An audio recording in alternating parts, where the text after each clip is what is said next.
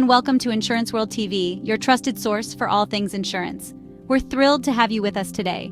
Whether you're a longtime viewer or joining us for the first time, we're here to provide you with valuable insights and expert advice on navigating the complex world of insurance. In today's episode, we take a detour to dissect the proverb, "What is good for the goose is good for the gander."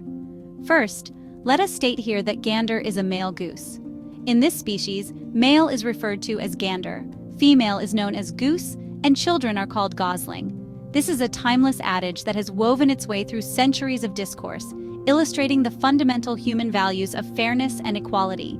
This saying, with its roots tracing back to the 17th century, serves as a powerful reminder that what is deemed fair or beneficial for one should equally apply to another, regardless of their differences. It succinctly encapsulates the principle of equal treatment and has been invoked in various contexts, from advocating gender equality to ensuring consistent workplace policies. In a world where issues of fairness and justice are ever present, understanding and applying this proverb is more relevant than ever. Whether in personal relationships, professional environments, or societal norms, the idea that the same standards should apply to everyone promotes a more inclusive and just society. By delving into the origin, meaning, and application of this saying, we gain insight into its enduring significance and practical implications in our daily lives. The saying, "What is good for the goose is good for the gander," dates back to the 17th century. The earliest recorded use is from John Ray's 1670 collection of English proverbs. The proverb likely draws on the simple analogy between geese and ganders, or male geese, suggesting that what is appropriate or beneficial for one should be equally so for the other.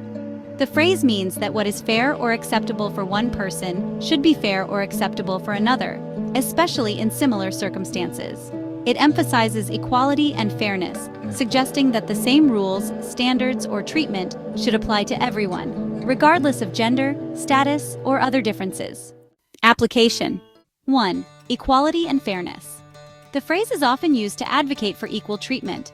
For instance, if one person is allowed a particular privilege, it should be extended to others in similar situations. 2. Gender equality. Historically, the proverb has been used to argue against gender double standards. If a certain behavior or action is considered acceptable for men, it should also be acceptable for women. 3. Workplace policies. In a professional setting, the saying can be applied to advocate for consistent policies. For example, if flexible working hours are granted to one employee, they should be available to all employees under similar conditions. 4. Legal and ethical standards. The principle can be invoked in discussions about legal and ethical standards, ensuring that laws and ethical norms apply equally to all members of society. So let's dive into some examples, shall we? For instance, think about how a small act of kindness can ripple out and create a wave of positivity. Or imagine how a single idea can spark a revolution, changing the course of history. These examples show us that even the smallest actions can have a significant impact. It's like planting a seed and watching it grow into a mighty tree. Amazing, isn't it? In personal relationships, if one partner in a relationship is allowed to go out with friends, the other partner should be allowed the same freedom. In education, if a student is given extra time to complete an assignment due to personal circumstances, other students facing similar situations should be granted the same consideration.